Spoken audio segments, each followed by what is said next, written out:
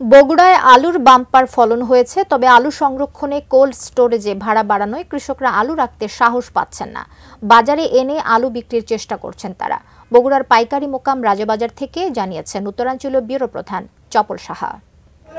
আলু উৎপাদনের অন্যতম জেলা বগুড়া। সেই বগুড়ায় গত 2 বছরে যে আলুর দাম ছিল, এবছর কিন্তু আলুর দামটা হঠাৎ করে পড়ে গেছে। গত বছর আলু এ সময় বিক্রি হয়েছে নতুন আলু 30 টাকা, 35 টাকা, 40 টাকা। আর সেই আলু আজ এ সময় বিক্রি হচ্ছে 16 টাকা, 18 টাকা, 15 টাকা, মানে দামের কোনো ঠিক নেই।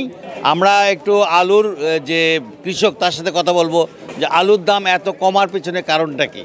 এবার আলুটা হয়েছে কি, আলু 2 বছরে আলু যে আলুটা লাগাছে সেই আলুটা মনে করেন গেল বছর আলু বিছুন ওই যে পয়সা পাচ্ছে বেশি, 80 টাকা 75 টাকা কেজি আলু লাগিয়েছে।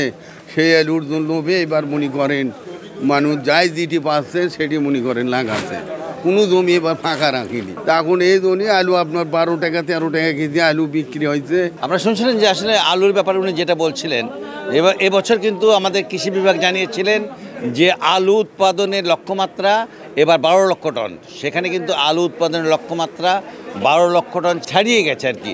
আরও একটি কথা না বললেই নয়, এবার কিন্তু ভ্যারাইটিস আলু লাগিয়েছে তারা কার্ডিনাল লাগিয়েছে, স্টিক লাগিয়েছে এবং বগুড়ার দেশি আলু লাগিয়েছে।